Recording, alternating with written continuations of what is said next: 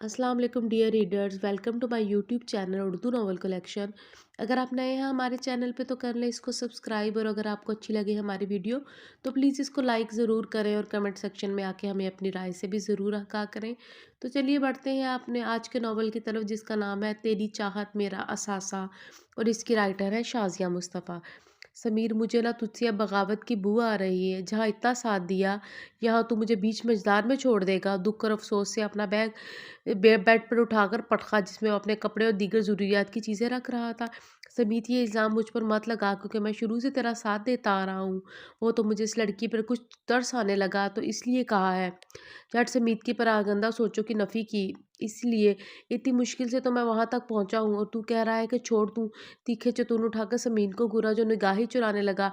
मैं इसलिए कह रहा हूँ समीत कि अगर बड़े अब्बू तक ये बात पहुँच गई और कुछ उल्टा सीधा हो गया तो सोच, बड़े अब्बू माफ़ नहीं करेंगे। वो उसे आगे के तूफान से आगाही देने लगा, क्योंकि समीत जो कदम उठाने जा रहा था उससे बड़ा नुकसान होने का एहतमाल था। कि समीत वैसे भी गुस्से का इतना तेज था कि अगर किसी से नाराज़ हो गया तो मनाना मुश्किल हो जाता। भूल गया तू वो सब जो आप ही के साथ किया इस लड़के के भाई ने। वो इंतकाम और बदले की आग में अंधा हो रहा था। अच्छा कुछ सोच समझ में नहीं आ रहा था। अगर सामने था तो माहीन का मासूम चेहरा, जो 6 साल से बिनबास काट रही थी। समीत को अपनी बहन की आहों और सिसकियां और रमीज़ अहमद से इंतकाम लेने पर उकसाती थी। कितनी मुश्किलों से उसने उसका पता लगाया था, मगर सब घर वालों से मख्फी रखकर अगर राज में शरीक था तो सिर्फ समीर ही था। लेकिन ये तो शराफत ना हुई कि इस लड़की के भाई ने जो किया उसकी सज़ा उसकी बहन को देगा। उसे तो सोच सोच के घबराहट हो रही थी कि समीत ये इंतहाई कदम उठाने वाला है। रमीज़ अहमद को एहसास होगा कि किसी की भी बहन को दुख और महरूमियों में छोड़कर आया है। जब बहन की तकलीफ़ का एहसास होगा तो उसके अंदर वो दर्द भी जागेगा। बैग में सारी अशिया रखने के बाद ज़िप लगाई, अपनी तैयारी मुकम्मल कर चुका था। उसका क़याम भी फ्लैट में ही था, जो माहीन को जहेज़ में फ़र्निश्ड ही दिया गया था, क्योंकि रमीज़ अहमद ने खुद को तनहा ज़ाहिर करते शादी की थी। फिर जुनैद अहमद को ऐसा लायक-फ़ायक दामाद ढूँढने से ना मिलता, झट अपनी फ़र्ज़ंदी में ले लिया। लेकिन फिर रमीज़ एक दिन माहीन को ये कहकर गया कि काम के सिलसिले में शहर से बाहर जा रहे हैं, और फिर वो ऐसे गए कि लौट कर ना आए। माहीन की इन दिनों डिलीवरी भी होने वाली थी, लेकिन उन्होंने पलट कर ख़बर ना ली थी। समीत, मुझे सोच कर घबराहट हो रही है कि तू एक लड़की का अगवा, ये ज़रूरी है। पता है रमीज़ अहमद दूसरी शादी के चक्कर में है, और मैं ऐसे होने नहीं दूँगा। समीत का ज़हन अभी तक आगे की प्लानिंग कर चुका था। जिन दिनों माहीन की शादी हुई, वो और समीर तालीम के सिलसिले में अमेरिका में थे। छुट्टी ना मिली तो वो आ ना सके, मगर जब वो दोनों आए तो ये अंदोनाक खबर मिली कि रमीज़ नाहिन आपी को छोड़कर चले गए हैं। सोच, समीत एक लड़की की इज़्ज़त ही उसकी आन और बान होती है। वो उसे समझाने लगा, शायद वो अपने प्लान में तरमीम कर दे। मैं सिर्फ किडनैप करूँगा, इससे आगे कुछ नहीं। समझे, वो इतना नासमझ भी ना था कि समीर की मैंने ख़िज़ बातों का मफ़हूम ना समझता। अभी तो मैं जा रहा हूँ, रमीज़ अहमद की मदर और बहन को लेकर कहीं जाना है। वो बैग को बेड के नीचे खिसका चुका था, क्योंकि तैयारी उसने पहले ही कर ली थी। किडनैप करने करते इसने रमाही नापी के फ्लैट में क़याम का इरादा किया था। समीत ने यहाँ आकर रमीज़ अहमद का सुराग लगाया था। वो एक अमीर कबीर बाप के बेटे थे, अपने वालिदैन और इकलौती बहन के साथ पोश एरिया में रहायश पजीर थे। समीत एक दिन उसके ऑफिस पहुँच गया और ख़ुद को बेरोज़गार ज़ाहिर किया, और जॉब भी हासिल कर ली। वो रमीज़ अहमद के इतने करीब हो गए थे कि वो उसके घर तक आने आने लगा था। समीत ने भी खुद को तनहाई ज़ाहिर किया था। उसे भी रमीज़ अहमद के घर में फ़र्द की हैसियत से कबूल कर लिया गया था। आज समीर और हाँ समीर, आज मुझे आने में शायद देर हो जाए। प्लीज़ अब्बू, अगर तुझसे बाज़ परस करें तो सँभाल लेना। उसने शाने पर थपकी देता है ड्रेसिंग टेबल से ब्रश उठाया और चलाने लगा। ब्लू जीन्स पिंक शर्ट में वो ग्रेसफुल और डैशिंग लग रहा था। कहीं से भी तो गरीब नहीं लगता था। गौर से क्या देख रहा है समीर जी? क्या यही कि तुम गरीब और ज़रूरतमंद रमीज़ अहमद को कहाँ से लगे? उन्होंने जॉब दे दी, उसने तो मस्खर ही उड़ाया था। अभी तो जा रहा हूँ, बाद में आके बताऊँगा। अपना वॉलेट और मोबाइल उठाए वो उजलत में निकला। वो करवा वक़्त से पहले ही पहुँच गया था। मिसेस सिकंदर और कोमल सी नर्म और नाज़ुक शहाबी रंगत वाली शुमाइल भी लाइट ऑरेंज और ब्लू कंट्रास्ट के जदीद स्टाइलिश जॉर्जेट के सूट में मलबूस, अपने दराज सिल्की बालों को पुश्त पर खोले रमीज़ से किसी अहम अमूर पर ही बात कर रही थी। समीत सिंगल सोफ़े पर बैठा उनकी गुफ्तगू सुन रहा था। अम्मी प्लीज़ रहम किया करें, क्या हो गया है आपको? रमीज़ रूहान से होने होने के साथ झिलमिला भी रहे थे। क्योंकि उनकी अम्मी और पापा शमाइल को उसकी शादी की फ़िक्र थी। वो मुसलसल 3 सालों से टाल रहे थे।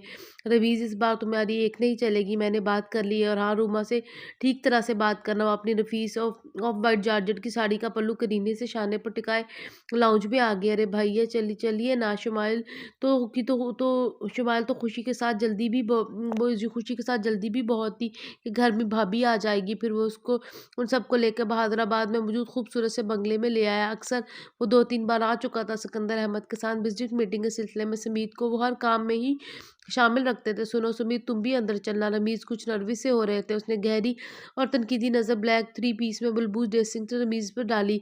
सर मैं यहाँ आप सबका इंतज़ार करूँगा। वो बोला भाईजान आप तो बिला वजह घबरा रहे हैं। शुमाइल ने समीत को बिल्कुल नज़रअंदाज ही किया जो उसे ही बगौर देख रहा था। हुस्न और रनाई में यकता थी, कोई कमी ना थी चेहरे पर। इतनी मुलायमत के वो कई लम्हे में बहुत ज़्यादा रह जाता था, मगर फिर झट निगाहों का ज़ाविया बदलता। कम ऑन रमीज, सिकंदर अहमद उसे इशारा करते अंदर बढ़ गए। वो सबकी हमराही में अंदर जा रहे थे। समीत गुस्से से खोल रहा था। रमीज अहमद की दोहरी और मासूम शख्सियत पर ताव आ रहा था, जो उसकी बहन की ज़िंदगी उजाड़ कर अब दूसरी बर्बाद करने चले थे। रमीज़ अहमद, मैं तुम्हें अपनी बहन का हक़ ग़स्ब करने नहीं दूँगा। वो तुम्हारा बेटा देखना एक दिन सामने ला खड़ा कर दूँगा। फिर देखता हूँ कि तुम कैसे मुँह मोड़ते हो। वो गाड़ी से टेक लगाए मुसलसल सोचों के जाल में उलझा हुआ था। उसे कुछ खबर ना हुई कि कितनी देर हो चुकी थी। इन सबको अंदर गए अचानक ख्याल आया तो रिस्ट वॉच को आस्तीन से सरकाते देखा 9 बज रहे थे और आज उसे घर से बाहर ज़्यादा ही टाइम हो गया था। अगर फ़िक्र थी तो सिर्फ अब्बू की जो देर से आने की वजह ज़रूर दरियाफ्त करेंगे। वही लम्हा कड़ा होता था जब वो सवाल पर सवाल करते जाते थे। यार तुम अंदर आ जाते ना। रमीज़ अहमद ने फ्रंट सीट पर बैठते हुए कहा, जो सपाट से चेहरे के साथ गहरी सोच में गरक था। जी वो बस चौंक के इतना ही बोला था। शमाइल को जाने क्या क्यों ये शख्स कभी-कभी पुरस्रार सा लगता था, खुद क्योंकि अक्सर खुद को बगौर देखते हुए देख चुकी थी। निगाहों में उसके लिए कुछ बेबाकी और रौब धौंस भी नज़र आती थी। मिनट से सहर अंगेज़ और गहरी निगाहें से उसकी निगाहें टकराई तो शुमाइल ने घबरा कर रुख ही मोड़ लिया और मुँह में बड़बड़ा कर रह गई। रात को इतनी देर से घर आए, कहाँ रहते हो तुम? आजकल तुम्हारे अब्बू सख्त नाराज़ हो रहे थे। अम्मी ने उसकी मुश्किल खुली आंखों को देखा, जो नींद से अभी भी झोल ही रहा था। 11 से ऊपर हो गया था और उसे उठाने चली आई। माहीन खुद उसे 2-3 बार उठा के जा चुकी थी। बस कुछ दिन की बात है, फिर आपको शिकायत नहीं होगी। कंबल दूर फेंक कर बेड से उठा, दोनों बाजू को एक्सरसाइज के अंदाज में हरकत देने लगा। आखिर ऐसा कौन सा काम शुरू कर दिया है कि तुम घर पर ही कम कम ही टिकते हो, ना ऑफिस के चक्कर लगाते हो? समीर पर से मैं सारी ज़िम्मेदारी पड़ी हुई है। वो भरम-सी होने लगी और उसके बेतरतीब कमरे को ठीक करने लगी, जिसने रात को आने के बाद अपने कपड़े चेंज करने के बाद अपनी राइटिंग टेबल की चेयर पर डाल रखे थे। ऑफिस के 1-2 चक्कर लगा तो लेता हूँ। वो वार्डरोब खोलने आगे बढ़ा। आज तो रमीज़ के ऑफिस जाने में भी देर हो गई थी। कपड़े निकाल कर नहाने के लिए जाने लगा। समीर, तुम अपने बाप के गुस्से को जानते ही हो, इसलिए ऐसा काम कोई ना करना जो जो तो कि वो तुमसे नाराज़ हो जाएँ। उसे वार्निंग देने लगी। समीर ने पुष्ट घुमा के अम्मी के मुतफक्किर चेहरे को देखा और उसे उन पर प्यार आ गया। आप इतना परेशान ना हो, मैं ऐसा कोई काम नहीं करूँगा कि अब्बू गुस्सा करें। अब बस ये दुआ करें जो काम कर रहा हूँ उसमें कामयाब हो जाऊँ। उसने अम्मी को अपने चानों से लगाया था, काम भी तो पता चले क्या कर रहा है, वक़्त आने पर पता चल जाएगा। आप दुआ करें। वो मुस्कुरा के गोया हुआ फिर जल्दी से वॉशरूम में घुस गया। तकरीबन आधे घंटे में वो तैयार होके किचन में ही खड़ा नाश्ता करने लगा। समीत, टिक कर बैठ कर नाश्ता करो। मनाहिन ने उसे तनकीदी और सताशी निगाहों से देखा था। ब्लैक पैंट पर वो ऑफ वाइट शर्ट में सोबर सा लग रहा था। सॉरी आपी, जल्दी में हूँ। चाय का कप काउंटर पर रखा और तेजी से निकल गया। अगर अब्बू से आकरा हो गया तो खतरा ही होगा। वो ऑफिस 12 बजे होता था। रमीज अहमद से एक्सक्यूज करने लगा। अरे समीत यार, तुम तो शर्मिंदा कर देते हो। कोई बात नहीं, जो आज देर होगी, वैसे तो रोज़ ही जल्दी आते हो। शर्मिंदगी सर झुकाए मुअद्दब अंदाज में खड़ा था। उन्हें उस पर तरस आने लगा। सुनो, आज अगर तुम फारिग हो तो शाम में घर आ जाना। शुमाइल को और अम्मी को कुछ शॉपिंग करनी है। तुम या ले जा सकते हो, चले जाना, वरना फिर मैं ही आ जाऊँगा। ओके सर, मैं आ जाऊँगा। वो झट रज़ामंदी दी। वैसे भी किसी ऐसे ही मौके की तलाश में था जो उसे कि अपने प्लान को अमली जामा पहना सके। तुम्हारे घर में अगर सब ठीक है? आपी, मीन, तुम्हारी मदर और बहन वो तवज्जो से कुछ पेपर के चेक कर रहे थे, मगर महवे गुफ्तगू समीत से ही थे। सब खैरियत है, इतना ही बोला। तुम्हारे कोई और रिश्तेदार नहीं शहर में? सर आपको तो पता ही है, जब इंसान बेआसरा और मजबूर हो जाता है तो अपने ही साथ छोड़ देते हैं। फिर मेरी बहन को इतना बड़ा सान्या हुआ तो मेरे वालिदैन किसी से मिलना ही पसंद नहीं करते। ने ये भी हमीद ने ये भी खुद को उसने तन्हाई ज़ाहिर किया था और उसने कुछ सोचा और रमीज़ अहमद को अपने घर की के हालात बताए। ऑफिस से सीधा वो रमीज़ अहमद के साथ उनके घर चला आया। शाम की चाय पर कॉफ़ी का तमाम था। ज़बरदस्ती उसे भी रमीज़ अहमद ने बिठा ही लिया। शुमाइल ने इस अक्खड़ शख्स को पर चिढ़ती निगाह से देखा, जो सबके दरमियान भी उसे देखने से गुरेज नहीं कर रहा था। अम्मी, मैं शॉपिंग पे नहीं जाऊँगी। समीत की निगाहों से पज़ल होने लगी। फिर गुस्सा भी आया कि उसके साथ जाना पड़ेगा। लड़की, मैंने समीत को इस काम के लिए बुलाया है, आप दोनों को लेके जाएगा। मैं तो आपके साथ जाऊँगी। वो इनका बाजू थाम कर बजीती। समीत चाय के सबब सिप ले समीत चाय के सिप ले रहा था। वो समझ रहा था कि उसकी वजह से मना कर रही। वो जानबूझकर भी शुमाइल को देखता था, इसका घबराना लुत्फ़ ही देता था। उसकी हिरनी जैसी आँखों में और सिल्की दराज बाल, जिन्हें कई बार छूने की भी ख्वाहिश जागी थी। रमीज़ को फ़याज़ ने बुलाया है, उसे वहाँ जाना है। आप दोनों समीत के साथ जाओ। मंगनी में सिर्फ़ 3 दिन ही है। तैयारियाँ करनी है, सब कुछ और सारी तैयारियाँ करनी है। सिकंदर अहमद ने तहकमाना लहजे में 2 टोका। शुमाइल मुँह बसूर के गला भींच के रह गई। मिसेस सिकंदर ने उसे देख लिया, फिर मरती क्या ना करती के मुताबिक उसे जाना ही पड़ा। फ़ाउन कलर के एम्ब्रॉयडरी वाले कॉटन के सूट में अपने सिल्की दराज बालों को जूड़े की तरह लपेट कर कैंचे लगाए हुए भी मेकअप के किसी भी हथियार से मबरा वो चेहरे पर तनाव लिए पीछे बैठी हुई थी। पूरी शॉपिंग उसने अपनी मर्जी से ही की थी। समीत गाड़ी में ही बैठा रहा। 7 बजे उनकी रवानगी हुई। सिकंदर अहमद और मिसेस सिकंदर ने समीत को डिनर पर रोक लिया। वो लॉन्ज में बैठा टीवी देख रहा था। शुमाइल फ़ोन पर अपनी फ्रेंड से बात कर रही थी, मगर गाहे-बगाहे निगाह इस मगरूर इंसान पर भी डाल लेती थी कि समीत की समाअत शुमाइल की मुहतरम आवाज़ पर लगी हुई थी। देखो मरियम, तुम्हें ज़रूर आना है। अगर तुम ना आई तो मैं सख्त नाराज़ हो जाऊँगी। वो गोया धमकी दे रही थी। अच्छा बाबा, मैं घर आते भी इनवाइट कर लूँगी, लेकिन मैं ना नहीं सुनूँगी। उधर उसकी बातें करने के बाद वो खुदा हाफ़िज़ कहकर रिसीवर रख चुकी थी।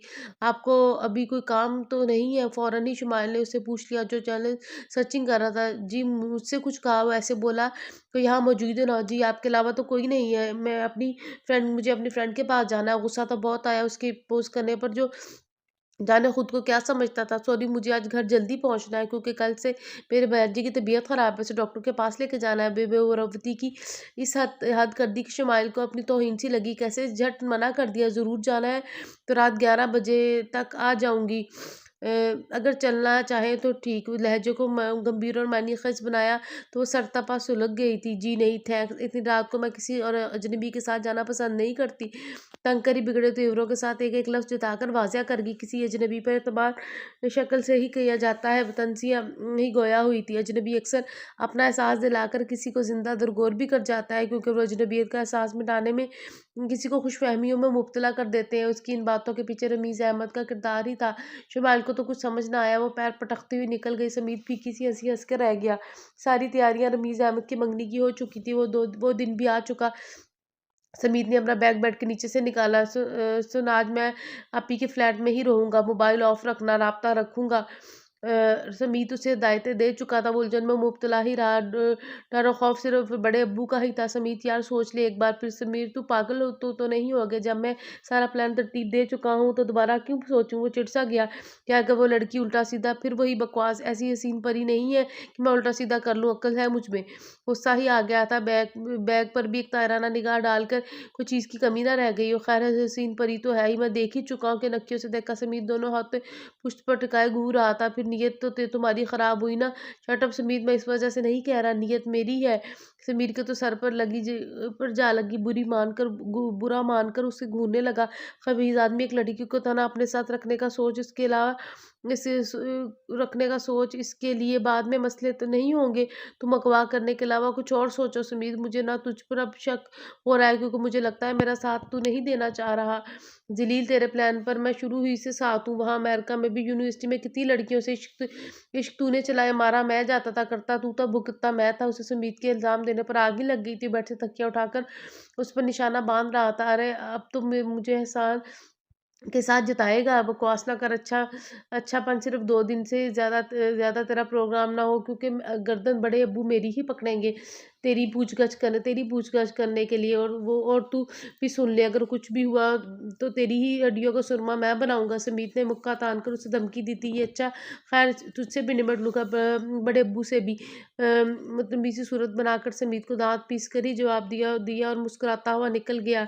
2 बैग पकड़े बाहर आ गया। देखा तो सभी हॉल में खड़े हुए थे। समीत के दोस्त की शादी का बहाना बनाया और कोयटा जा रहा है। कितने दिन का क़याम है। अब्बू ने कड़े तेवरों से उसकी तैयारी देखी थी ब्राउन कोट पर, लाइट ब्राउन शर्ट में, संजीदा सा उनके सामने था। 1 हफ्ते तक आ जाऊँगा आज किसी गोया हुआ, वहाँ से आने के बाद फिर तुम मुझे ऑफ़िस में नज़र आओ। उसने इस बात में सर हिलाया, बैग उठाया, अम्मी को सलाम किया, चाचा जान और चची जान से भी मिला। माही ने बड़ी जाँचती निगाहों से ही से उसे बाहर से रोक लिया था। नन्हा मानी भी टुकर-टुकर उसे देख रहा था। समीत, मुझे लग रहा है तो तुम हम सबसे कुछ छुपा रहे हो। आप वाक़ई मैं ना कुछ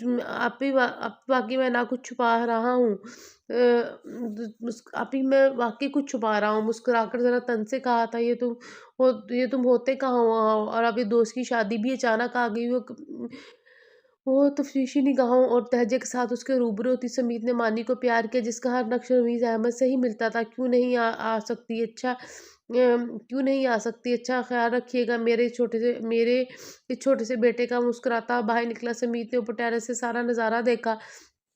पूरे लॉन को बरकी के कुमकुम और फूलों से सजाया गया था। एक छोटा-सा स्टेज मूवी मेकर और स्क्रीन तक सेट की गई थी। समीत शुमाइल पर गहरी निगाह पड़ी तो निगाह पलटना भूल गई। पिंक सिल्क एम्ब्रॉयडर्ड और सितारे मोतियों से सजी से भरी पेशवाज़ में लिशकारें मार रही थी। सिल्की दराज़ बाल हस्ब मामूल पुश्त पर फैले हुए थे। फुल हील की सैंडल नरम और नाज़ुक सुर्ख और सफ़ेद पाँव में अलग ही छप दिखा रही थी। कई लम्हे वो उसकी दुआ अच्छा उसमें मुझसे बेगाना ही हो गया सकता तो उस वक़्त रुझा जब मिसेस सिकंदर ने उसे आवाज़ दी। शुमाइल के साथ ही खड़ी थी। जी मैम। वो दौड़ा आया। देखो अभी फ़याज़ भाई की फ़ैमिली को आने में वक़्त लगेगा। रुमा पार्लर गई हुई है। तुम ज़रा शुमाइल को उसकी दोस्त के यहाँ ले जाओ। उसका ड्राइवर नहीं है तो आने में मसला हो रहा है। आंटी रहने दे, मसरूफ़ होंगे, मैं ड्राइवर का इंतज़ार कर लेती हूँ। उसने भी गोया इस दिन का बदला ही उतारना चाहा था। अम्मी रहने दें, ये मसरूफ़ होंगे, मैं ड्राइवर का इंतज़ार कर लेती हूँ। उसने भी गोया उस दिन का बदला ही उतारना चाहा। कैसे बेमुरव्वती से मना कर रहा था। ड्राइवर को तुम्हारे पापा ने किसी और काम से भेजा है। तुम सुमीत के साथ चली जाओ, उसे समझाने लगी। और समीत तो दिल ही दिल में खुश हो रहा था कि इसे ये मौका खुद ही मिल रहा था, वरना उसने सोचा था मंगनी के फंक्शन के दरमियानी वक्त में वो शुमाइल को किडनैप करेगा ताकि ये मंगनी इस तरह रुक भी जाए। लेकिन अम्मी वो मुंह बनाने लगी, आपका मूड बन जाए तो आ जाइएगा, मैं गाड़ी में बैठा हूँ। रूठेपन से कहता है वो लंबे लंबे डग बढ़ता हुआ दरमियानी रोश बूर कर गया। जाओ, तुम ख्वामखा जिद कर रही हो और सबीत काबिल भरोसा है। 5 माह से वो हमारे घर में रह रहा है, अंदाजा हो गया उसकी नेचर का। मिसेस सिकंदर ने उसका रुखसार थपथपाया। वो उन्हें कैसे कहे कि उसकी पुरस्कार शख्सियत उसे अक्सर डरा देती है। जब वो घूरता है तो रमीज़ अहमद ने भी कहा तो जाने को मजबूरन तैयार हो ही गई, क्योंकि मरियम उसकी बचपन की दोस्त थी। कोई फंक्शन वो उसके बगैर तो अटेंड ही नहीं करती थी। चलो, गुलशन इकबाल जाना है, आगे का रास्ता मैं बता दूंगी।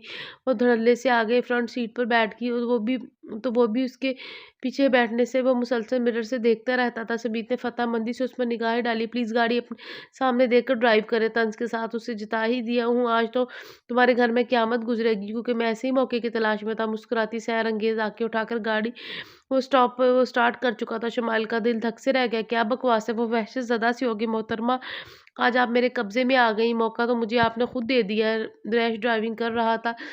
शुमाइल की रीढ़ की हड्डी में सनसनी दौड़ गई। वहशत से उसकी हिरनी जैसी आंखें उस पर गड़ गईं। गाड़ी रोको, मैं कहती हूँ, वो चीखी।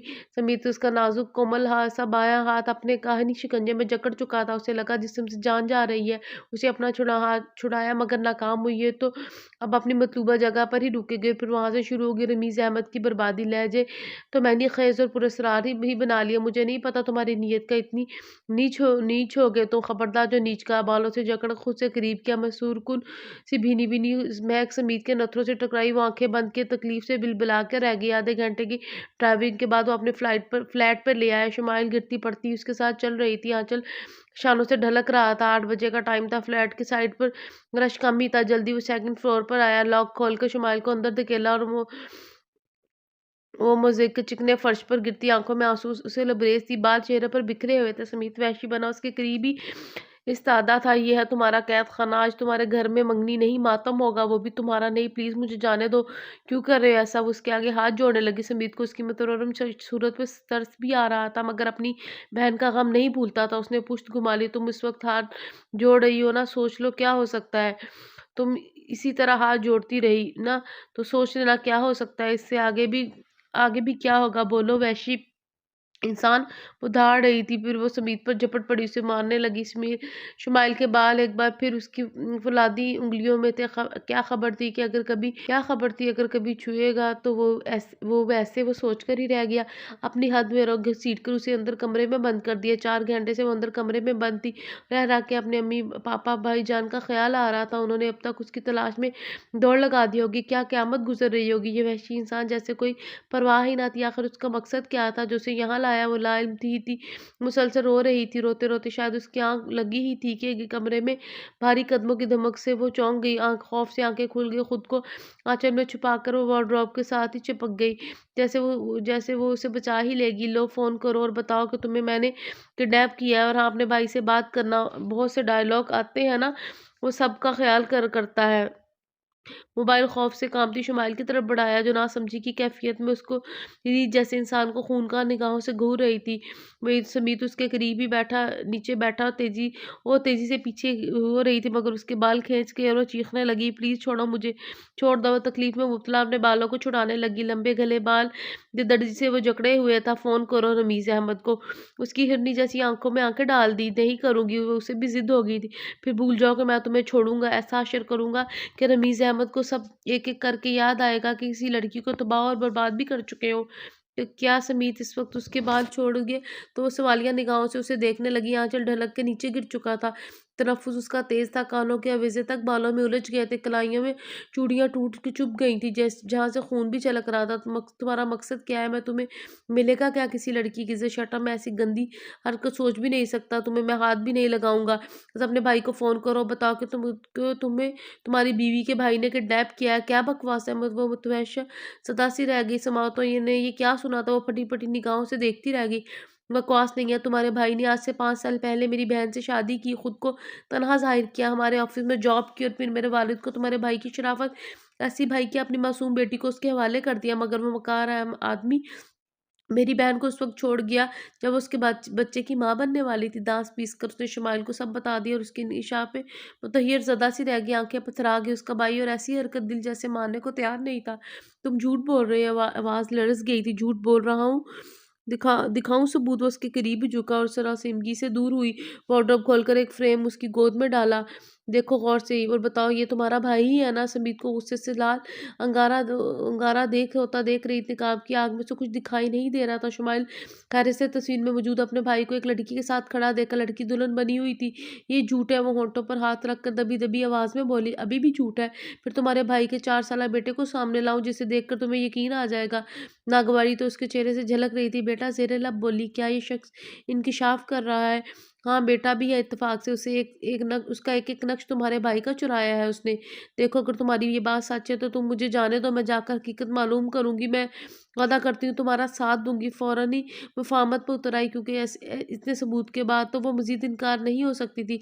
मुझे तुम पर भी एतबार नहीं। तुम्हारा भाई अगर मुकर गया तो नुकसान तो फिर भी मेरा होगा ना। तुम फ़ोन करो जल्दी से। मोबाइल की सिमत इशारा किया जो उसके आगे कारपेट पर ही पड़ा था। फिर मैं भी नहीं करूँगी। वो भी तन के ही बोली थी। फिर भूल जाओ, तुम यहाँ से निकलोगी। वो खड़ा हो गया। शुमाइल का खूबसूरत नाज़ुक सा सरापा उसे डिस्टर्ब ही करने लगा था। वो निगाहें चुरा रहा था, अंदर के सरगिश जज़्बों को लगामे डाले हुआ था। देखो, मैं वादा करती हूँ, हालाँकि इस वहशी दरिंदे के आगे खुद को गिराना तौहीन ही लग रही थी। समीत ने उसे इसकी कोई बात को नहीं सुनी। कमरा लॉक करके चला गया। वो फूट-फूट कर अपनी बेबसी पर रो रही थी।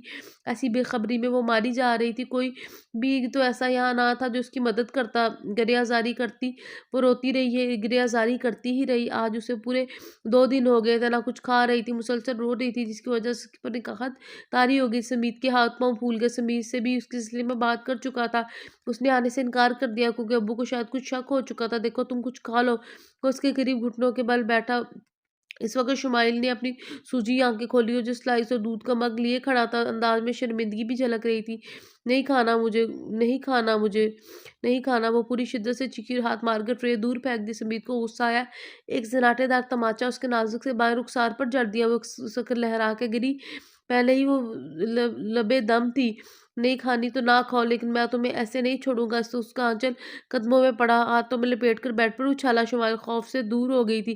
प्लीज़ मुझे जाने दो, तुम्हें वास्ता दे रही हूँ। वो पल-पल आँसू बहा रही थी, मगर समीर जैसे इस लम्हे पत्थर ही बन गया था। अब सहर-अंगेज़ आँखें उसके ने कहा सदा वजूद पर डाली। वो 2 दिन में कुम्भला गई थी। उसको जैसे उसकी नज़र लग गई थी। तुम फ़ोन करो तो मैं तुम्हें छोड़ दूँगा। वो भी पज़िद्दा शुमाइल फ़ोन करने पर तैयार ना थी, क्योंकि अम्मी तो सदमे से ही आवाज़ खो देंगी। ज़ालिम इंसान, देखना सुकून के लिए तरसोगे तुम। वो बद्दुआ देने लगी और फिर जैसे इस एकदम दम ही फिर जैसे उसमें दम ही ना रहा था। इस वक़्त दरवाज़े पर मुतवातर दस्तक ने दोनों को ही चौंका दिया। समीर उठ खड़ा हुआ। समीर ने तो आने से मना कर दिया था, फिर कौन हो सकता है? वो शीशे-पंज में मुब्तला बेडरूम से बाहर निकला। दरवाज़ा खुला, सामने देखा तो गुड़गुड़ा गया। कहाँ है वो लड़की? वो अब्बू! वो तो समीत पर तो लगता था पहाड़ ही गिरा हो। अब्बू अंदर बढ़ गए। शुमाइल ने शायद आवाज़ सुन ली थी। वो गिरती पड़ती बाहर आई। मुझे बचा ले प्लीज़, इस आदमी से बचा ले, इसने मेरे साथ। वो बिफर ही गई थी, मगर फिर बेहोश हो गई। समीर भी पीछे ही मुजरिमों की तरह खड़ा था। अब्बू ने शुमाइल को सँभाला। नामाकूल लड़के, आज हमें मुँह दिखाने के काबिल नहीं छोड़ा। उन्होंने गुस्से के साथ अफ़सोस भी हो रहा था। समीर ने एक लड़की के साथ ऐसा भयानक सलूक किया। शुमाइल की साँसें उन्होंने चेक की, रुक-रुक कर चल रही थी। अब्बू, मैं तो समीर हवास-बास्ता सा कभी अब्बू को धोखता तो कभी शुमाइल को। बेसुध वजूद अब्बू की गोद में थी। बकवास नहीं, उठाओ इसे और नीचे लेकर आओ। चलो, ये मरने के करीब हो गई है। उनका बस नहीं चल रहा था कि समीर को गोली से उड़ा दे, जिसने उन्हें सर उठाने के काबिल न रखा था। शुमाइल कोमल सा वजूद अपने बाजुओं में उठाए लब भीजे नीचे आ रहा था। रात के 12 बज रहे थे। मुहीब सन्नाटा था। शुक्र था लोगों की आमदोरफ्त बहुत कम थी। पिछली सीट पर उसे लिटाया। समीर ने ड्राइविंग सीट संभाल ली और वो खलासा खड़ा सब देखता रह गया। कुछ देर बाद में वो भी घर पहुंचा। शुमाइल को माहिन के कमरे में ही लिटा दिया गया था। डॉक्टर देखने आ चुका था। भूख और खौफ की वजह से उसकी ये हालत थी। सुकून का सारा ही मामूर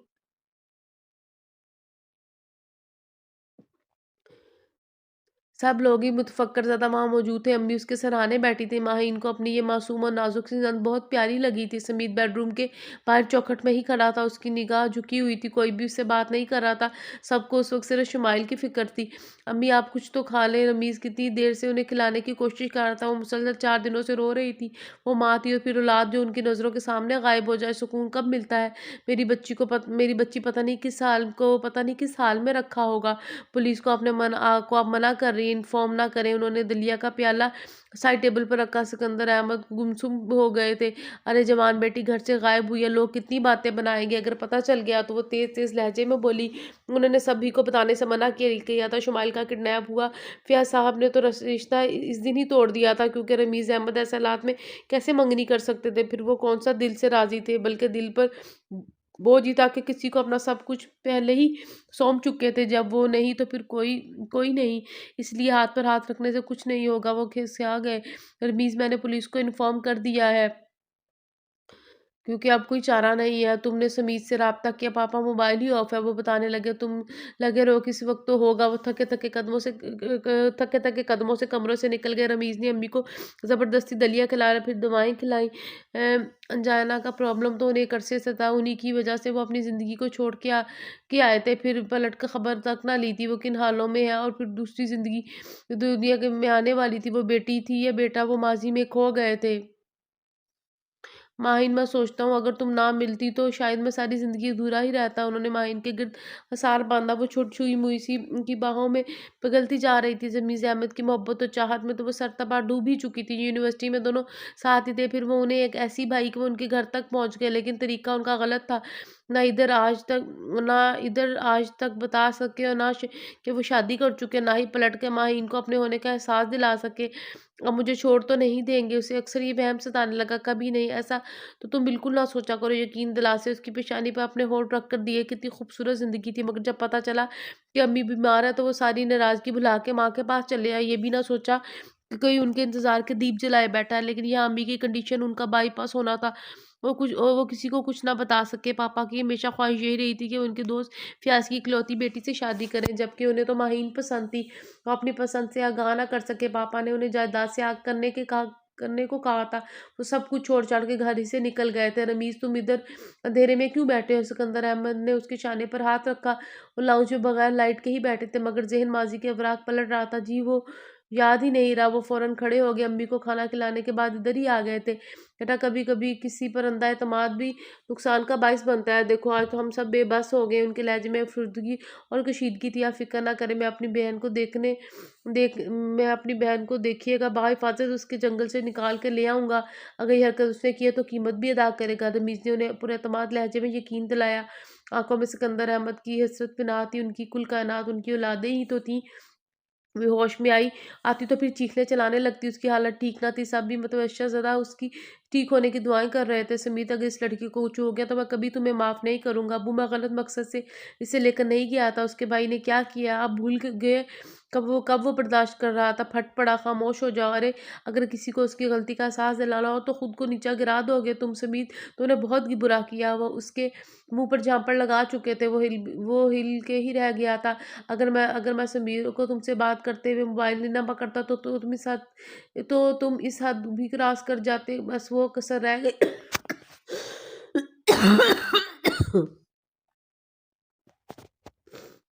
अगर मैं समीर को तुमसे बात करते हुए मोबाइल पर ना पकड़ता तो तुम तो इस हद को भी क्रॉस कर जाते। बस वही कसर रह गई थी, है ना? बोलो। कॉलर से पकड़ते हुए ने जोड़ दिया।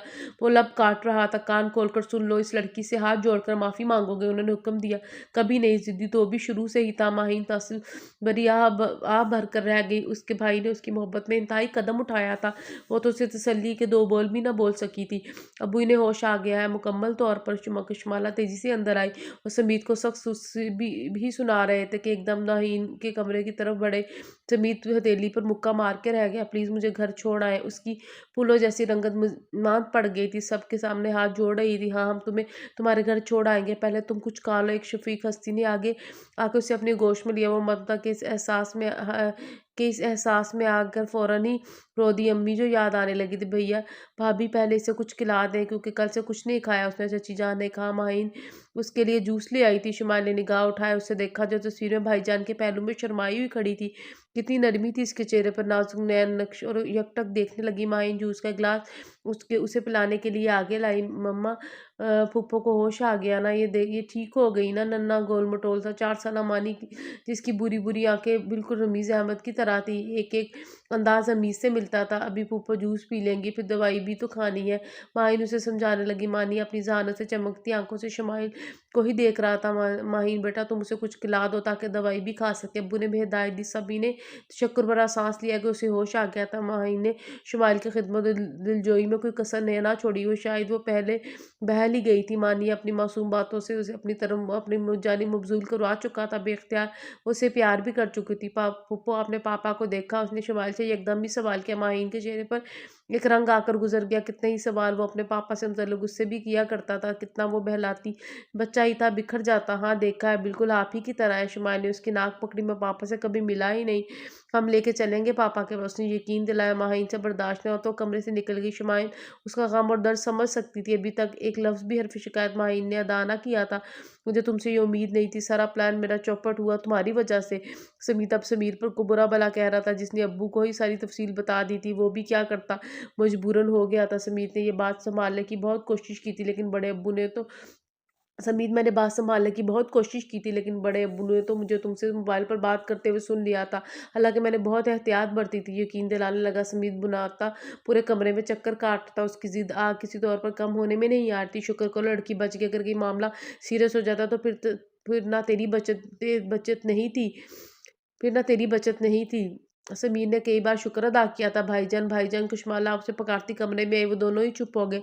समीर ने निगाह उठाई जो चौखट पर रुक गई थी। आपको अब्बू बुला रहे, आता हूँ उसने जवाब दिया। कुशमाला मुड़ गए। समीर को लग घबराहट होने लगे। अब्बू ने उसे ऐसे नहीं बुलाया होगा। ब्लू जीन्स की पैंट और पर वाइट ढीली सी शर्ट में वो लूज पाँव में स्लीपर ओढ़ता हुआ बाहर निकल गया। नीचे आया तो देखा एक अदालत लगी थी। सारे खामोश थे। उसने समीर पर निगाह डाली जो उसके साथ ही आ गया था। आइए बरखुरदार रुक क्यों गए? अब्बू की तंजिया गंभीर आवाज़ जो कि गरजदार थी समीर की समातों से टकराई तो लब भींच के रह गया। सुस्त रवि से चलता हुआ हॉल कमरे में सबके दरमियान तनकीदी निगाहों का सामना करता हुआ खड़ा हो गया। एक हस्ती थी उसकी माँ की जो मुतफक्कर सी उसे दजीज़ा निगाहों से देख रही थी। सभी ने तो उसका बॉयकॉट किया होगा। हूँ तो साहबज़ादे, अब इस लड़की का क्या करना है? अब्बू ने हँसुए तोका उसका कॉलर खींचा जो सबके सामने अपना तमाशा बन जाने पर अंदर ही अंदर ज़ब्त के मराहिल से गुज़र रहा था। बहुत बड़ा मार्का कर लिया ना, क्योंकि बहन से मोहब्बत थी तुम्हें। हम सब तो उसके दुश्मन थे ना, जो उसे यूँ अफ़सरदा देखकर मुतमईन है। अब्बू, मैं आपको पहले भी बता चुका हूँ, मैंने कोई गलत काम नहीं किया।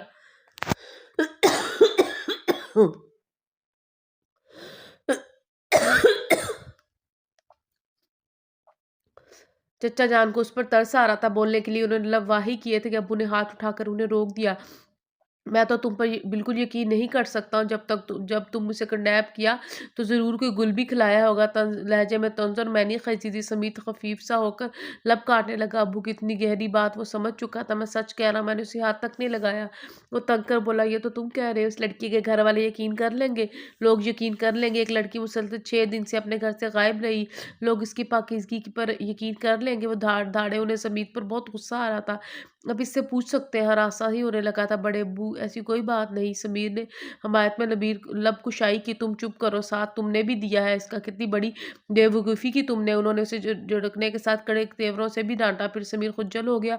दोनों काल खोल कर, लड़की की शादी अब तुम्हारे साथ होगी और उसे लेकर तुम आज ही घर चले जाओ। घर सुनकर मुश्तइल ही हो गया। गुस्से से दिमाग की रगें तन गई, पेशानी पर बल पड़ गया। दुश्मन की बहन को ज़िंदगी बना ले, मेरा फ़ैसला आखिरी होगा, समझे? दफ़ा हो जाओ यहाँ से। वो दो टोक अंदाज में जिताकर अंदर अपने कमरे की सिमत बढ़ गए। वहाँ मौजूद लोग हक्का बक्का रह गए। आप ही मैं से कैसे शादी कर लूँ, और क्या गारंटी कि उसके घर वाले कबूल कर लेंगे इसके साथ मुझे भी? वो सर पकड़े ही रह गया था। माहीन रात को उसके कमरे में चली आई थी। कल सुबह शुमाइल को लेकर उसके घर जाना था। अब्बू ने इस सूरत में फैसला किया है कि अगर हालात हमारे मुवाक्के हुए तो तुम्हारा प्रपोजल भी रखेंगे, क्योंकि समीत माँ बाप के लिए लड़की की इज्जत से बढ़कर कोई चीज़ नहीं होती। उसके शाने पर हाथ रखते हुए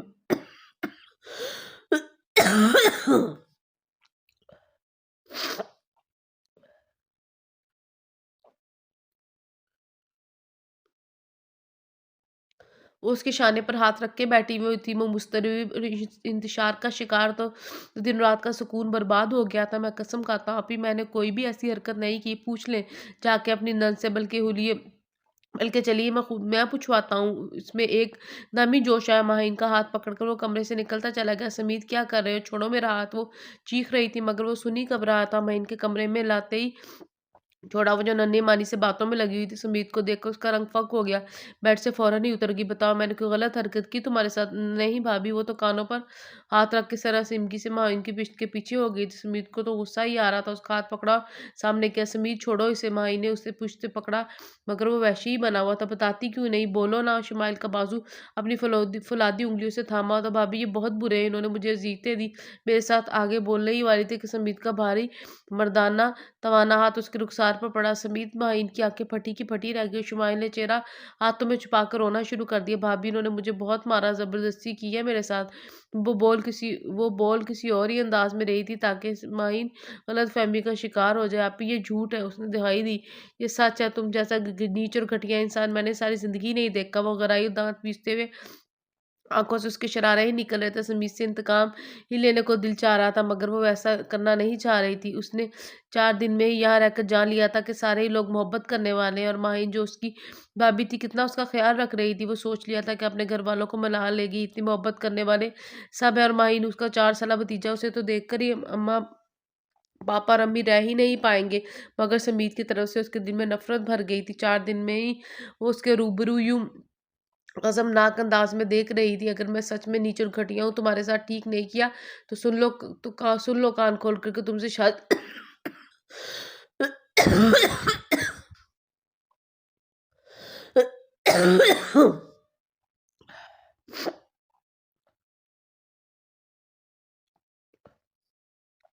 अगर मैं घटिया और नीच हूँ, तुम्हारे साथ ठीक नहीं किया, तो सुन लो कान खोल कर, तुमसे शादी करूँगा, क्योंकि किसी और के लायक तो तुम नहीं रही नहीं हो। क्यों ना मैं ही शादी मैं तो थूकना भी पसंद नहीं करूँगी तुम पर वो चीखी। ये होगी और ज़रूर होगी, चाहे तुम्हारे माँ-बाप ना माने। वो जताने लगा शुमाइल को उसके लहज़े से खौफ़ महसूस हुआ। इरादों का पक्का तो वो था ही, जो उसने ठाना कर ही लिया था। अगर तुमने इनकार किया ना तो सोच लेना, फिर तुम इस घर में तो क्या इस शहर में भी नज़र ना आओगी। वो उसे धमकी देता हुआ जाने लगा। मामूजान, आपने पुप्पो को क्यों मारा? मानी कब से इन दोनों की तलख कलामी देख रहा था, बर्दाश्त ना होता का समीत के आगे आ गया। बेटा, आपको कुछ नहीं पता। उसका रुखसार थपथपा के वो कमरे से बाहर निकल गया। दूसरे दिन नाश्ते के बाद समीत भी उसे छोड़ने जा रहा था, क्योंकि घर तो वो जानता ही था। अब्बू और माहीन, मानी और अम्मी भी साथ थे। शुमाइल के घर वालों से माफ़ी मांगना थी। शुमाइल हानी को अपनी गोद में बिठाए हुए थी, जबकि समीत मुसलसल इस मकान लड़की की सूरत देख रहा था जिसने उसके किरदार मशकूक बना दिया था। गाड़ी आईनी गेट के बाहर रोक दी, क्योंकि अब्बू की उकमिया निगाहों ने समीत को कुछ कहा। सभी बाहर निकले। शुमाइल शॉकिंग पिंक लॉन के सूट में मानी का हाथ पकड़े सबकी हमराही में अंदर आ गई थी। अम्मी, पापा, भाईजान खुशी से भरपूर आवाज में सबको पुकार रही थी। अंदर सिर्फ अब्बू और अम्मी आए थे। समीत और माहीन बाहर ही थे। शुमाइल, अम्मी, शुमाइल आगे। रमीज़ की वफ़्रो मुसर्रत से काँपती आवाज़ ने उन्हें इत्तला दी थी। थोड़ी देर में सब लोग मौजूद थे। रमीज़ अब्बू को देखकर हक-तक से रह गए। वो नदामत से निगाह ही उठा ना पा रहे थे। "कहाँ थी मेरी बच्ची?" अम्मी तो उसे लिपटाकर खूब प्यार करने लगी। सिकंदर अहमद का फ़हाशी अंदाज़ अब्बू को पज़ल कर गया। अम्मी अलग शर्मिंदा थी। "कहाँ थी तुम?" सिकंदर अहमद दुरुस्त लहजे में इस्तफ़सार कर रहे थे। "देखिए, हम आपसे माफ़ी माँगने आए हैं। हमारे बेटे ने जो हरकत की, इसकी गुंजाइश तो नहीं थी। आप हमसे अच्छा सलूक करें।" अब्बू की नदामत में डूबी आवाज़ उभरी। रमीज़ अहमद तो खुद पसीने-पसीने हो रहे थे। आज सारे राव से पर्दा उठ गया था। शुमाइल उसके साथ आई थी। क्या वो सब ना जानती होगी? कहाँ है वो इंसान? मैं उसे जान से मार दूँगा। ये हरकत क्या सोचकर की उसने? तुम्हारी थाली में खाया और छेद किया। सिकंदर अहमद तो गुस्से से चेहरा तमतमा ही उठा था। वो मुठ्ठियाँ भीजे हुए थे। इतने में समीत मुजरिमों की तरह उनके सामने था। सिकंदर अहमद का भारी हाथ उसके मुँह पर पड़ा तो जस-बसता रह गया। रमीज़ लब काटने लगे। ज़लील इंसान, क्यों किया तुमने ऐसा? बोलो, क्यों किया? हमारी इज़्ज़त मिट्टी में मिला दी। आखिर क्या बिगाड़ा था हमने तुम्हारा? वो उसे गिरबान से पकड़े झिझोड़ रहे थे। बस पापा, बस करें, मैं समझ गया। ये मेरा किया हुआ मेरे आगे आया। रमीज़ से बर्दाश्त ना हुआ तो वो सिकंदर अहमद को पकड़ने आगे बढ़े। सभी ने चौंक कर उन्हें देखा, मगर अब्बू नॉर्मल थे। ज़रा भी तो उन्होंने शनासाई ज़ाहिर ना की थी। पापा, ये सब गलतफ़हमी में हुआ है। शुमाइल ने उन्हें सब बता दिया। समीत ने रमीज़ अहमद का बदला उससे लिया और वो शादी कर चुके थे। इसकी बहन से सिकंदर अहमद ने रमीज़ को देखा और सर झुकाए हुए था। मिसेज़ सिकंदर तो दिल पकड़ के बैठी रह गईं। इतनी बड़ी बात हमसे छुपाई तुमने। उनकी समाअत यकीन ना कर पाई। आई एम सॉरी पापा, मैं मजबूर था। जब अम्मी की तबीयत ख़राब थी, वो मुजरिमों की तरह अपने जुर्म का एतराफ़ भी कर रहे थे। शुमाइल तेज़ी से आगे बढ़ी और ज़र्द कपड़ों में बलबूस माहीन और मानी को अंदर ले आई। जो हैरानगी का झटका उन्हें लगा। माहीन आंखें बंद किए हुए थी। पापा देखे, अम्मी देखे, ये भाभी और ये मानी, भाई का बेटा कितना क्यूट है। वो बच्चों की तरह बोल रही थी, मगर सिकंदर अहमद जैसे सुन ही ना रहे थे। वो पुष्ट किए हुए थे। अम्मी और अब्बू को जैसे जवाब मिल गया। वो कोई रिश्ता रखना ही नहीं चाहते थे। उन्होंने कदम बढ़ाया दिए। समीत को उनकी संगदली पर गुस्सा आने लगा। माहीन का हाथ पकड़ा और मानी को गोद में उठाकर बाहर की जानब रुख किया। शुमाइल और रमीज़ हैरान और परेशान से हो गए। सिकंदर अहमद ने बहू और पोते को देखा तक ना था, जबकि मिसेस सिकंदर का दिल तो पोते को देखकर पिघलने लगा था।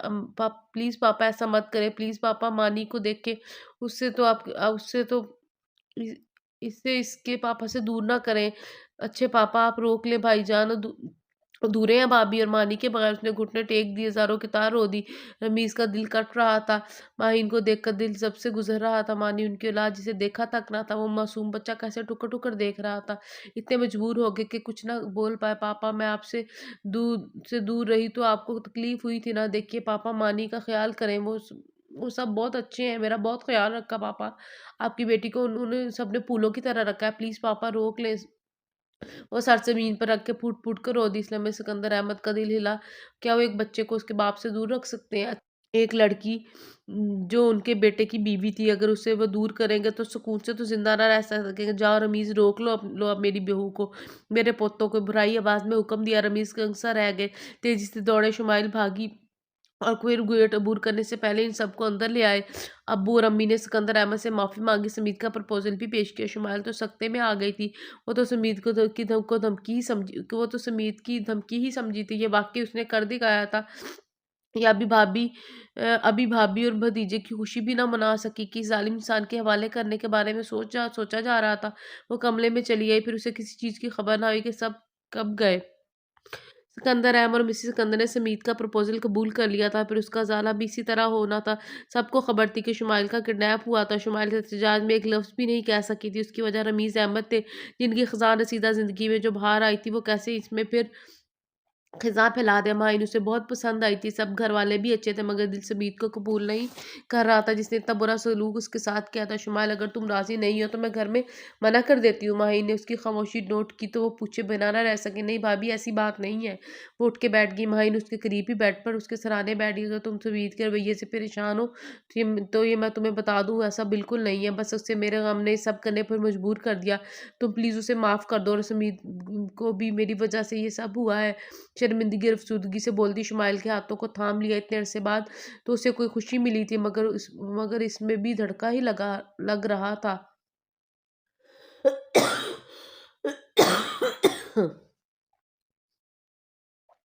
अरे भाभी, आप ऐसा क्यों कह रही हैं? मुझे आपसे कोई शिकायत नहीं, और फिर इतनी क्यूट सी भाभी को मैं अफ़सरदा नहीं दे सकती।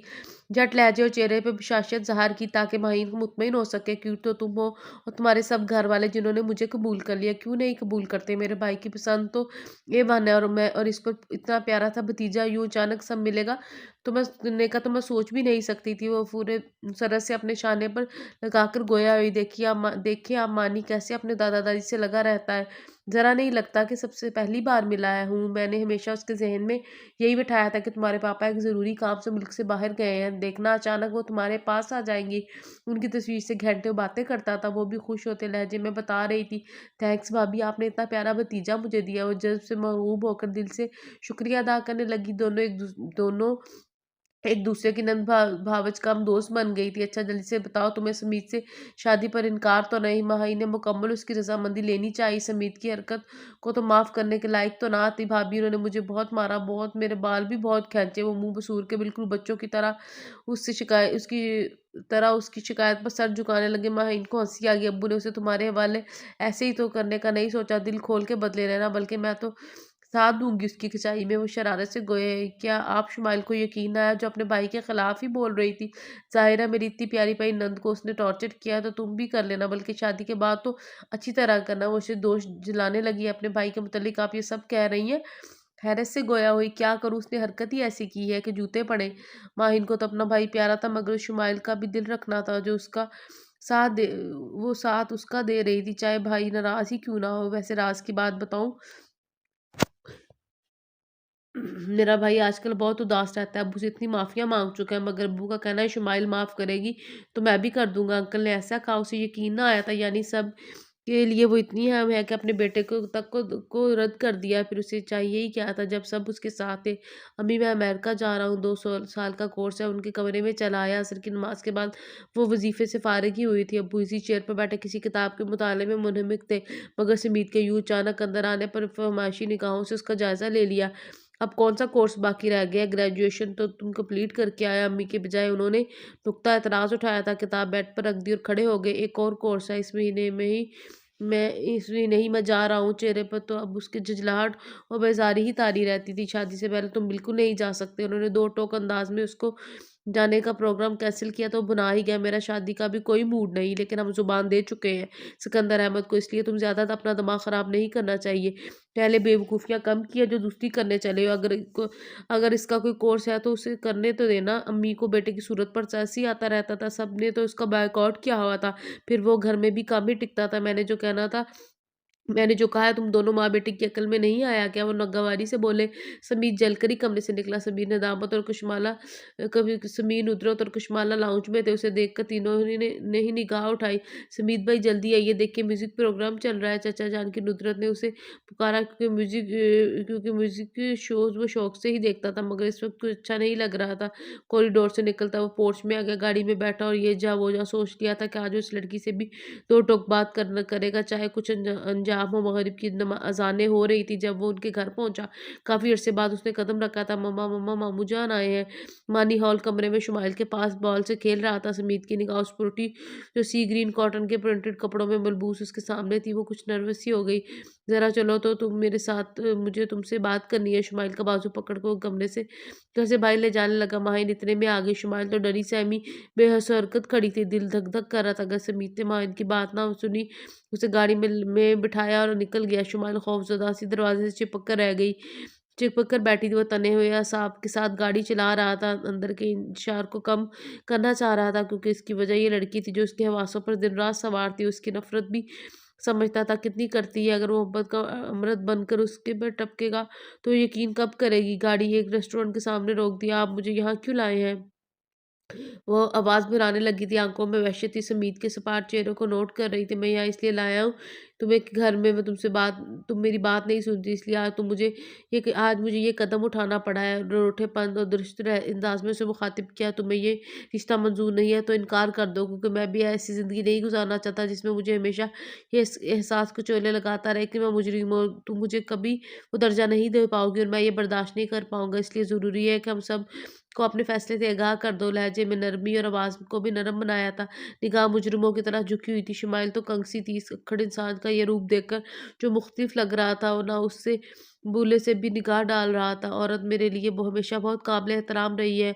हाँ, ये मैं कहूँगा कि मैंने तालीम वेस्टर्न कंट्री में पाई है, लड़कियों से दोस्तियाँ भी रखी हैं, मगर हद कभी क्रॉस नहीं की। वो मेरा तालिब-इल्मी का दौर था, इसमें मैं गैर संजीदा भी था, लेकिन अब मैं बहुत मुख्तलिफ हूँ।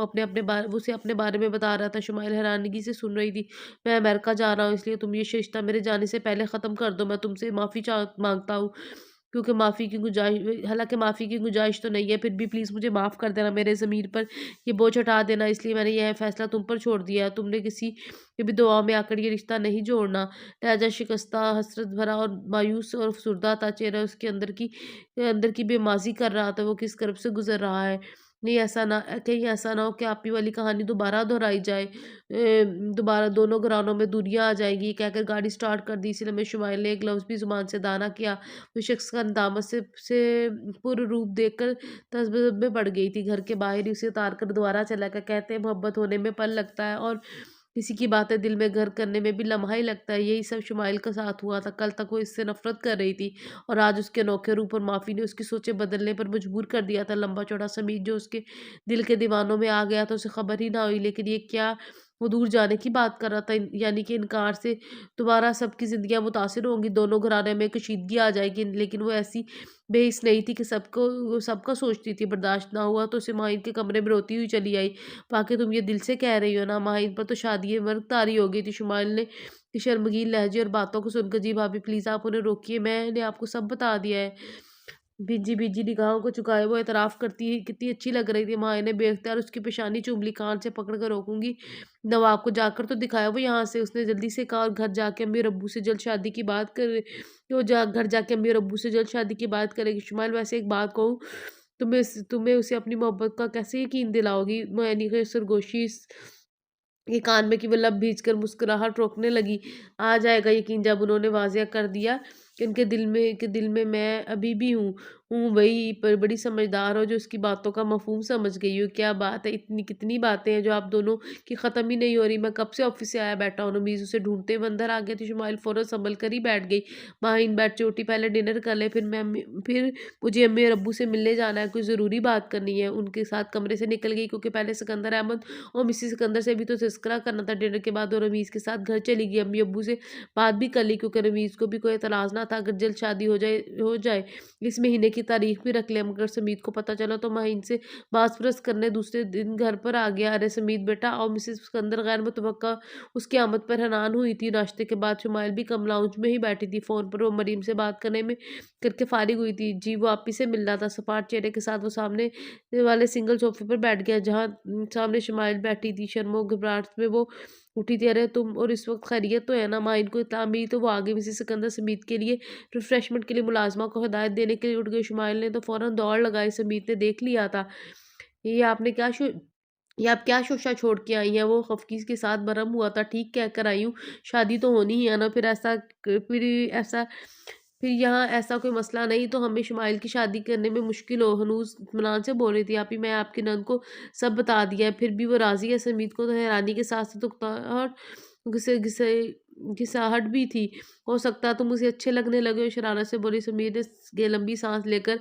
हंकारा भरा उसे घूरने लगा। वहीं जवाब में मुस्कुराने लगी, जो मैंने कहा है मेरा नहीं किया है मैंने, मेरा नहीं ख्याल कि उसे अच्छा लगने लगा हूँ। हंसती बनाती उसकी आंखों में माहिन को इज़्तिराब नज़र आ रहा था, कितना काबिल रहम लग रहा था। उसने कुछ सोचकर ही रज़ामंदी दी है ना, तुम टेंशन मत लो, शुमाइल बहुत अच्छी लड़की है, लेकिन मैं अच्छा नहीं हूँ, ना उसके काबिल हूँ।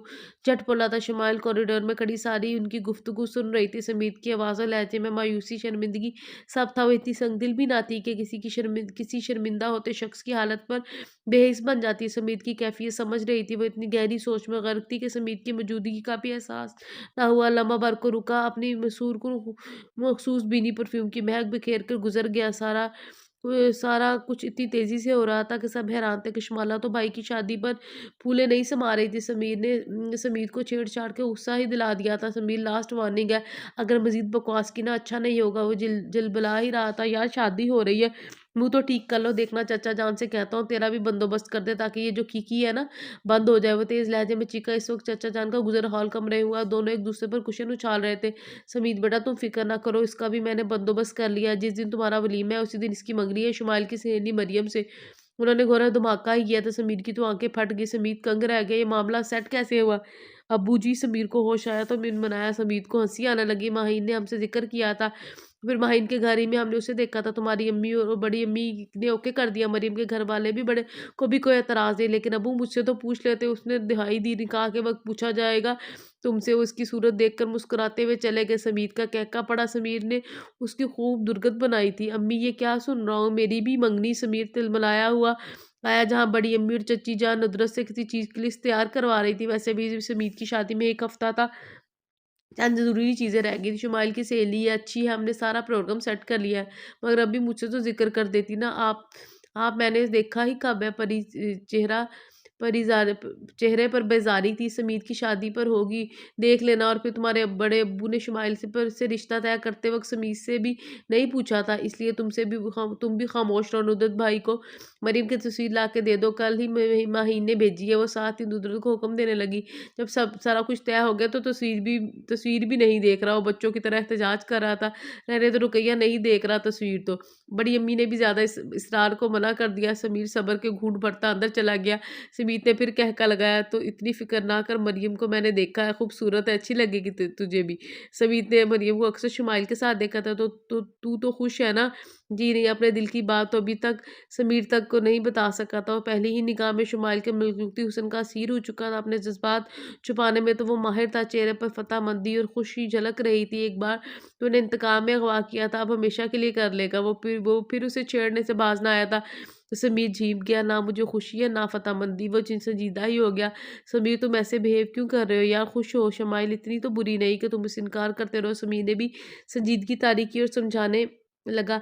समीर पता है मुझे ना किसी की हकीर ज़दा निगाहें और तंज़िया कभी बर्दाश्त नहीं होता। फिर शुमाइल के साथ मेरा सलूक मख्फ़ी तो नहीं रहा। वो मेरे साथ बताओ कंप्रोमाइज़ वाली ज़िंदगी नहीं गुज़ारेगी और हमेशा यही एहसास करेगी कि उसने मुझ पर रहम खाया है। बस तुर्दगी से बोल रहा था। समीर को उस पर तरस आने लगा तो उसे शाने से थामा। तुम ऐसा गलत मत सोचो, ज़रूरी है कि वो भी ऐसा ही सोचती हो। नहीं समीर, मैं कुछ नहीं कह रहा, बल्कि खुद को इस सिचुएशन के लिए तैयार कर चुका हूँ, लेकिन उसे अपनी पोज़ीशन क्लियर करने के लिए वक़्त दूँगा, ताकि उसकी और मेरी ज़िंदगी मजबूरी में ना गुज़रे।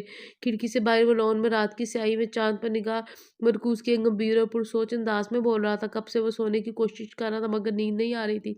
करवटें बदल-बदल कर जिस्म दुखने लगा, मगर ज़हन तो बस एक ही लड़की को सोचे जा रहा था, जो सिर्फ़ 1 हफ़्ते के बाद उसके रूबरू इस कमरे में होगी। फिर वो उसके साथ कैसा रिएक्ट करे, समझ में नहीं आ रहा था। दिल तो पहले उस पर आ चुका था, मगर वो शुमाइल की सकारात्मक निगाहों को भी ना भूल पाया था। जब वो यहाँ थी, उस अपनी इस कैफियत से झिंझलाकर उठ बैठा। इस वक्त मोबाइल के बीप ने उसकी तवज्जो अपनी जालिम में मबजूल करवाई। नंबर नामालूम सा था। टाइम देखा 1:30 बज रहा था। यस, वो बस इतना बोला था। जी हेलो। दूसरी जानिब वो मुश्किल आवाज़ निकाल के बोली थी।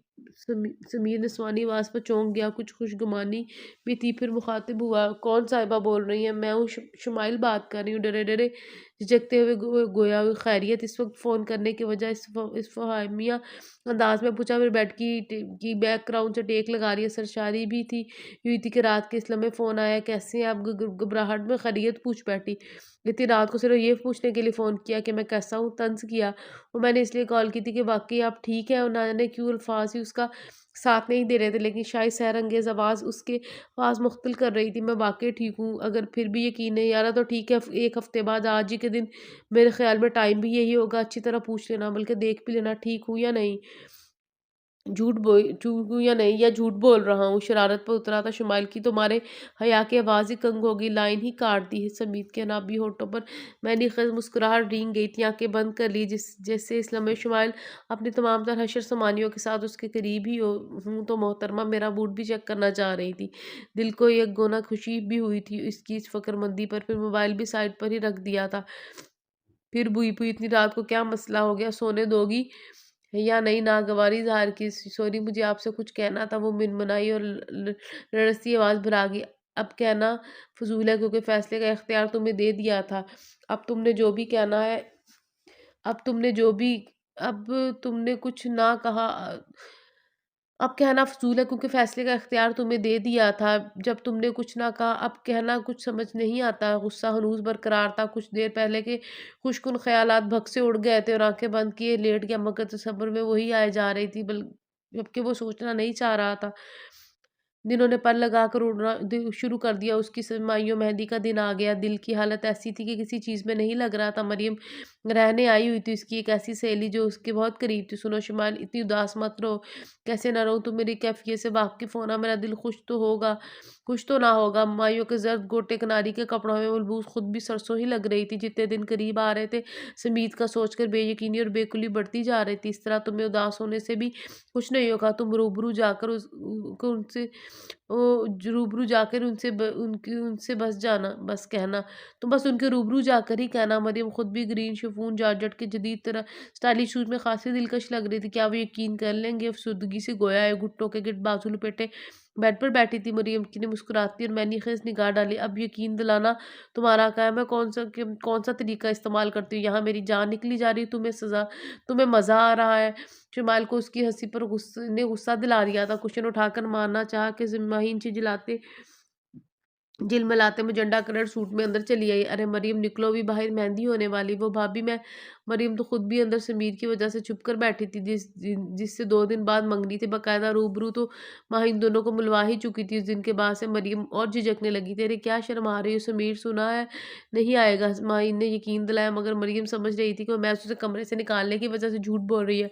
भाभी मैं शुमाइल के पास हूँ। वो घबराएगी। खबरदार चलो बाहर, तुम्हारे घर से भी सब आ गए हैं, पूछ रहे थे। वो ज़बरदस्ती हाथ पकड़ के उसे बाहर ले आई। लॉन में सारे इंतज़ाम थे, मेहमान भी आने वाले थे, बल्कि कुछ तो आ ही गए थे। फिर वो साथ भी आ गई। जैसे मीर के घर से मेहंदी आ गई, इतना शोर मचा के कान पड़ी आवाज़ सुनाई नहीं दे रही थी। मूवी कैमरों में शुमाइल को भी रस्म के लिए लाया गया। समीर ने तो मरियम को छेड़ना शुरू कर दिया। वो छुपती फिर रही थी। समीर की पुरसोच निगाहें उसके इर्द-गिर्द थी। वो इन्हीं से बचकर अंदर जा रही थी कि उसके पीछे ही आ गया। कहाँ जा रही हो जी? वो शुमाइल के पास जा रही हूँ। थूक ही निकला। वो हमारे पास कब आ रही है? पसंदीदगी समीर के हर अंदाज से झलकती थी। वो तो निगाह ही शर्म से उठा ना पा रही थी। सीने पर बाजू बांधे 2 कदम आगे आ गया। सुनिए, हमें ज़्यादा इंतज़ार नहीं करवाइएगा। आंटी आपको पुप्पो अंदर बुला रही है। मानी इस वक़्त से दौड़ता हुआ आया। दोनों ही गिड़गिड़ा गए। मरियम तो सरत की तेज़ी से अंदर भाग गई, जबकि समीर ने मानी को गोद में उठा लिया और लॉन की जानिब बढ़ गया। रात के मेहंदी का इख्तिताम हुआ था। शुमाइल की तो कमर दर्द से दुखने लगी थी। सुबह देर तक सोती रही। दूसरे दिन समीत के घर मेहंदी जानी थी, मगर वो चंद खासकर लोगों को ही मदऊ किया गया था। मरियम इधर ना गई थी, बल्कि शुमाइल के पास ही रुक गई थी। ये दरमियान के 2 दिन भी ऐसे ही तमाम हुए। शुमाइल को खबर ही ना आई कि सुबह से रोए जा रही थी। पापा मम्मी अलग उदास थे कि उनकी बेटी आज के बाद पराई हो जाएगी। महाइन गुड़िया इतना मत रो। माहीन समझ रही थी कि उसके रोने की वजह, क्योंकि समीत के सर्द रवैये ने उसे परेशान किया था। भाभी उन्होंने मुझसे फ़ोन पर भी कोई बात नहीं की। भीगे हुए लहजे में बोली, तुम बेफ़िक्र हो, समीत को मैंने देख लिया है, बहुत खुश है। अपनी मेहंदी की रस्म उसने बहुत एन्जॉय की है। वो उसे इत्मीनान दिलाने लगी। और हाँ, फ्रेश हो जाओ, पार्लर जाना है, मरीम आने वाली है। भाभी सिर्फ एक बार आप बात कर लें। वो सुरदा लहजे में बस इतना ही कह पाई, मैं कर चुकी हूँ, तो मज़ीद तुम परेशान ना हो। लेकिन शुमाइल, ये अब तुम पर डिपेंडेड है। तुम समीत को कैसे कायल करते हो, क्योंकि तुम दोनों की पिछली तलखलामी किसी से भी छुपी नहीं है, इसलिए ज़रूरी है कि तुम समीर को अपनी मोहब्बत का यकीन ज़रूर देना, इसलिए कि वो समझता है तुम पर दबाव डालकर ये शादी करवाई जा रही है। माही ने उसे साफ लफ्ज़ों में समझाना ज़रूरी समझा ताकि वो आगे अपनी नई ज़िंदगी जो शुरू करने वाली है उसमें बदगुमानी की हल्की सी भी रमक ना हो। फिर वो अपने भाई की ज़िद्दी तबीयत से भी वाकिफ़ थी।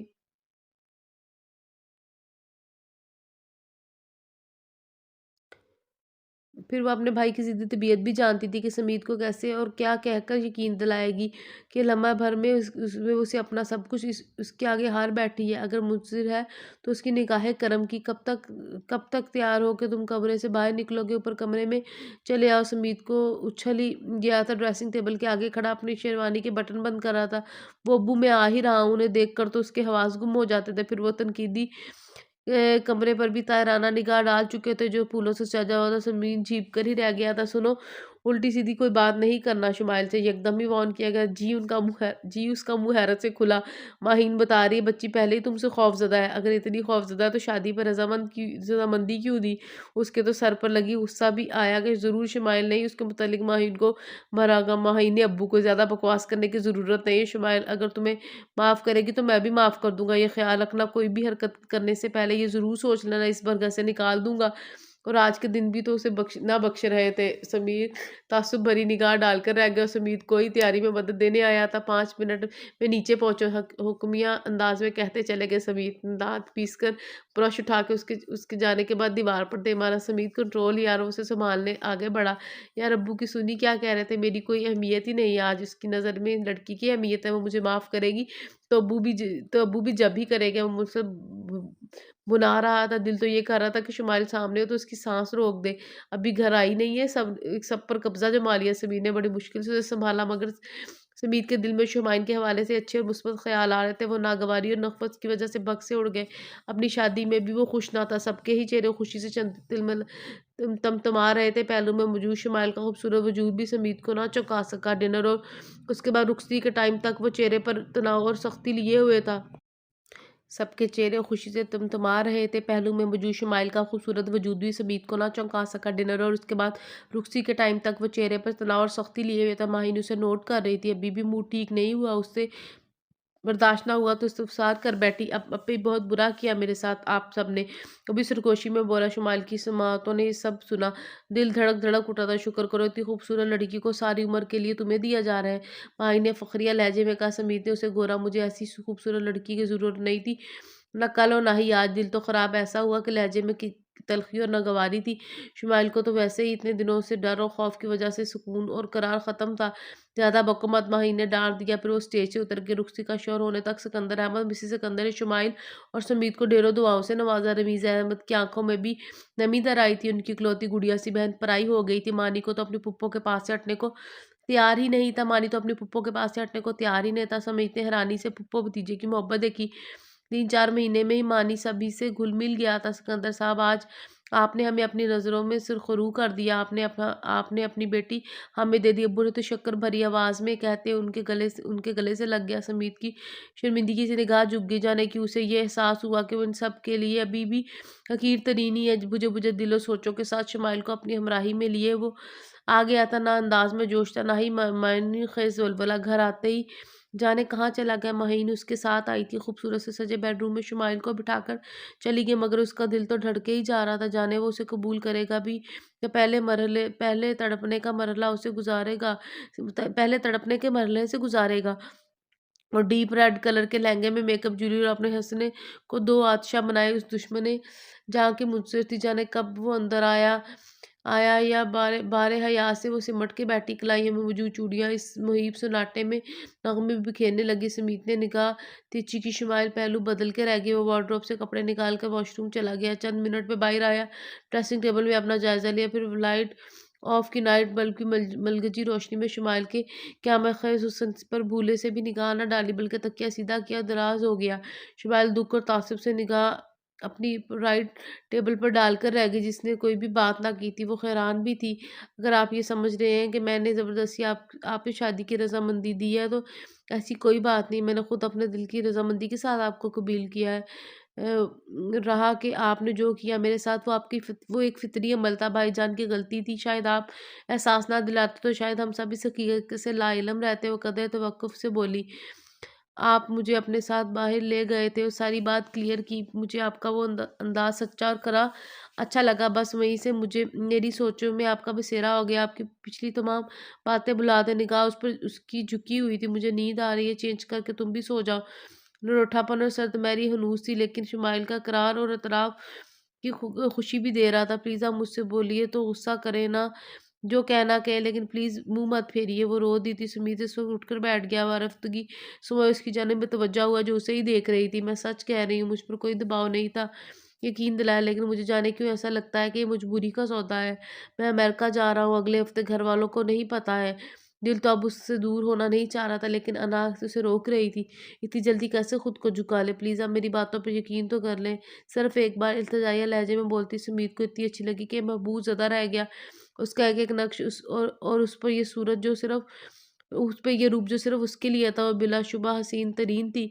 सारी ज़िंदगी मुझे यही ताना कभी ना कभी तो दोगी कि मैंने तुम्हारे साथ अच्छा नहीं किया। वो नरम लहजे में बोला तो शुमाइल के आँसू निकल पड़े। उसकी हिरनी जैसी आँखों प उस पर गिनहरी पलकों की झालर हर छवि निराली थी।